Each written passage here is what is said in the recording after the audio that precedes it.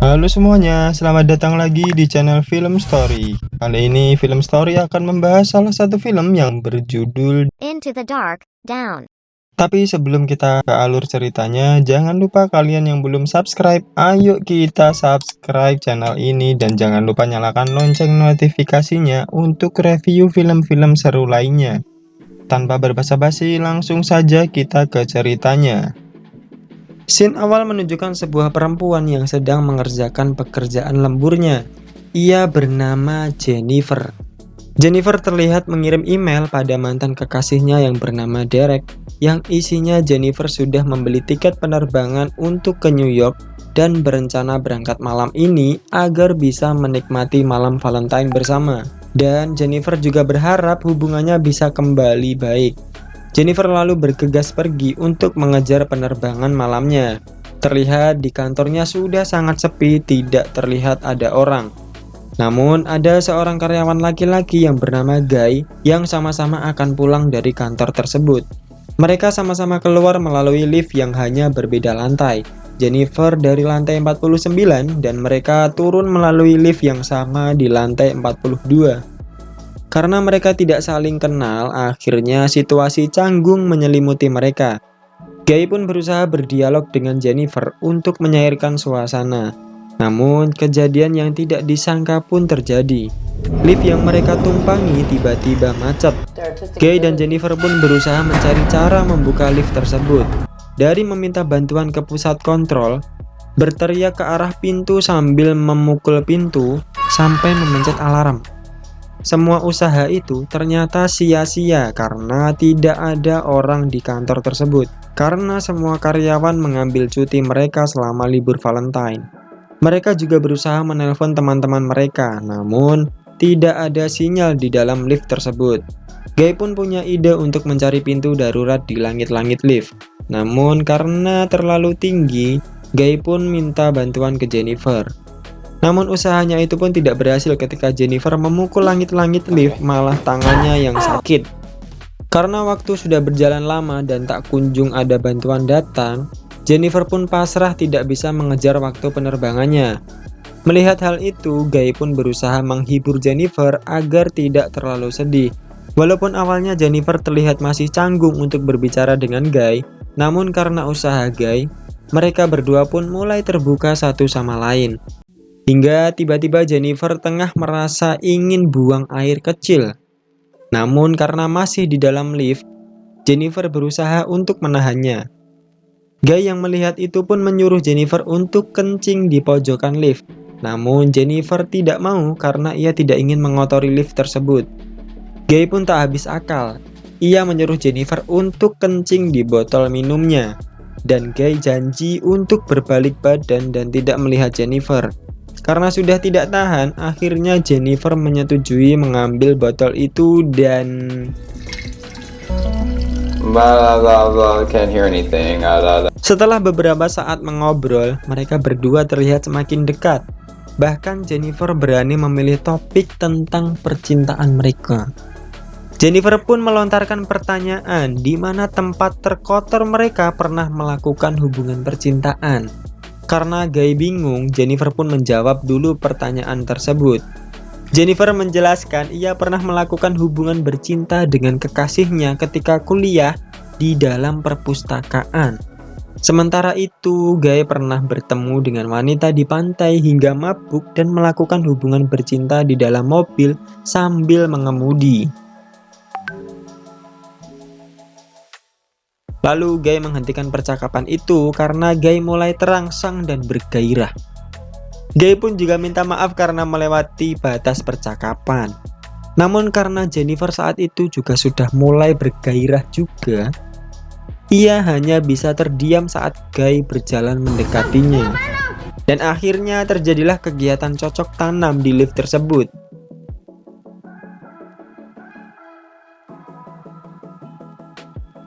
Setelah mereka bercocok tanam, Guy mengungkapkan kalau Guy mulai jatuh cinta pada Jennifer.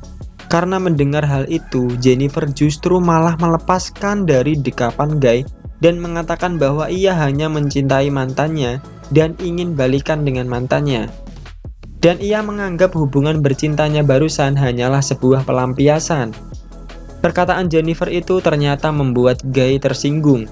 Guy pun menyarankan Jennifer untuk menyudahi hubungannya dengan mantannya. Namun Jennifer pun menolak karena ia sangat mencintai mantannya.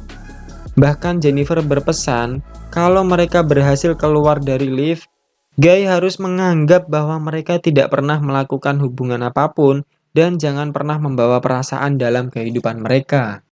Sesaat setelah Jennifer mengatakan itu, ekspresi Guy berubah drastis.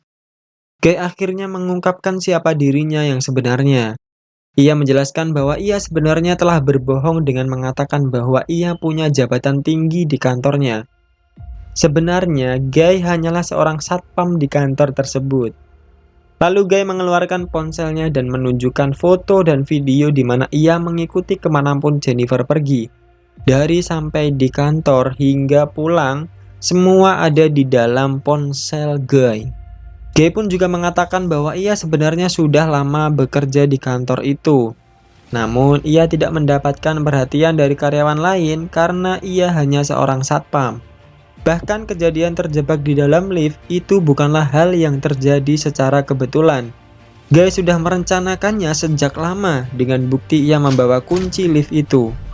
Dan ketika dimasukkan, lift itu pun berjalan lagi dengan normal. Melihat hal itu, Jennifer sangat marah dan bersumpah akan melaporkan polisi ketika sudah keluar dari lift itu. Namun, Guy yang tidak ingin berurusan dengan polisi, akhirnya mematikan lift itu lagi. Jennifer lalu berusaha merebut kunci itu dari Guy, hingga terjadi perebutan sengit. Dan hal yang tak disengaja pun terjadi. Kaki Jennifer tidak sengaja menendang kunci lift itu hingga patah. Mereka pun saling menyalahkan satu sama lain, hingga Jennifer memukul Guy dengan sepatunya hingga berlumuran darah. Melihat hal itu, Jennifer menjadi ketakutan kalau sampai ia membunuh Guy. Ternyata Guy hanya pura-pura dan ia membuat Jennifer pingsan juga. Setelah Jennifer bangun dari pingsannya, ia sudah melihat Guy sudah sadar terlebih dahulu. Saat itu emosi Guy semakin menjadi-jadi dan membuat Jennifer ketakutan.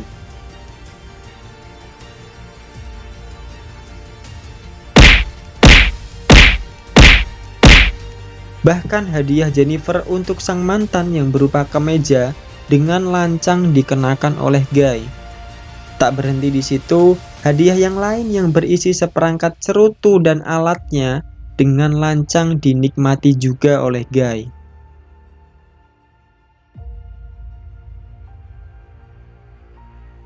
Beberapa saat kemudian, Guy kembali minta maaf atas sikap barusan. Guy kemudian berusaha mencari jalan keluar, dan akhirnya Guy pun berhasil menemukan jalan keluar melalui langit-langit lift tersebut. Jennifer pun akhirnya dibantu Guy untuk naik ke atas, dan Guy menunjukkan di mana letak pintu darurat.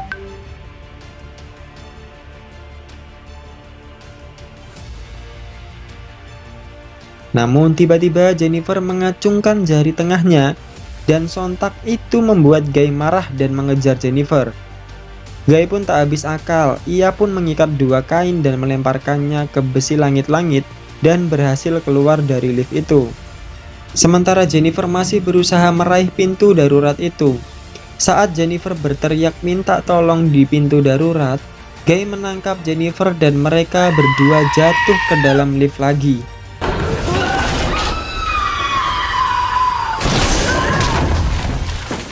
Ketika Jennifer sadar, ia melihat sebuah pendeteksi asap.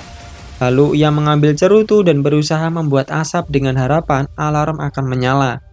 Namun, tidak berfungsi karena asap cerutu yang ia hasilkan sangatlah tipis.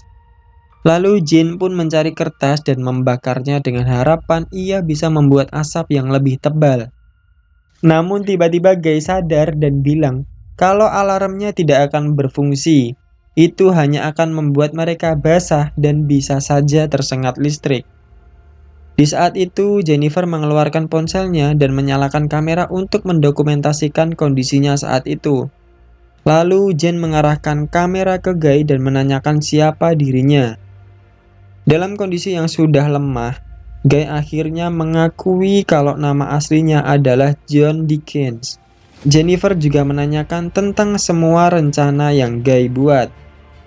Waktu sudah berjalan cukup lama hingga sudah sampai di hari Senin.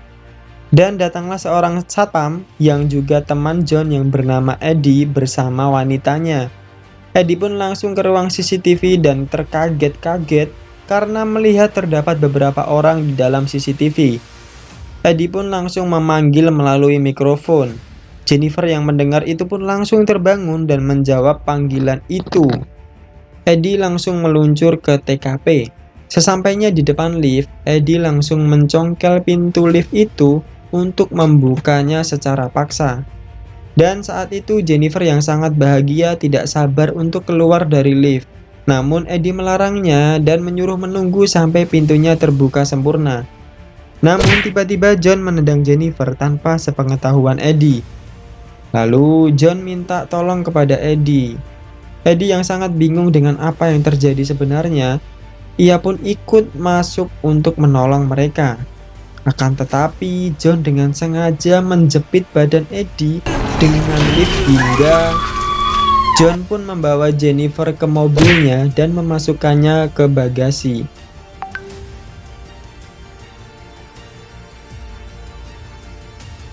Lalu John kembali ke lift dan membuang badan Eddie ke dalamnya. Setelah menghilangkan jejaknya, John membersihkan mukanya dan memakai seragamnya, lalu datang ke ruang CCTV untuk menghapus semua rekamannya dan menghilangkan jejaknya. Saat John menghapus file rekamannya, pacar Eddie datang dan menanyakan keberadaan Eddie. John menjawab kalau Eddie sudah tidak ada. Dan benar saja, John juga membunuh pacar Eddie dan melemparkannya ke tempat yang sama seperti badan Eddie. Setelah dirasa aman, John lalu masuk ke dalam mobilnya dan membawa Jennifer ke suatu tempat yang sepi untuk membuangnya. John sudah menyiapkan bensin dan menyiramkannya ke tempat sampah yang rencananya sebagai tempat membuang Jennifer dan nanti akan membakarnya. John lalu kembali ke bagasi dan mengecek kondisi Jennifer apakah sudah tewas. Karena Jennifer tidak bergerak, Guy pun yakin kalau Jennifer sudah meninggal. Namun sebenarnya Jennifer hanya berpura-pura. Jennifer lalu memukul John dari belakang hingga terpental. Setelah memukul, Jennifer langsung masuk ke dalam mobil untuk melarikan diri. Namun karena Jennifer melihat cerutu yang masih menyala, lalu ia memundurkan mobilnya dan menabrakkan ke John hingga masuk ke dalam tempat sampah yang sudah basah karena bensin. Jen lalu menyalakan cerutu dan melemparkannya ke dalam tempat sampah. Dan akhirnya John tewas terbakar hidup-hidup di dalam bak sampah tersebut. Dan film pun selesai.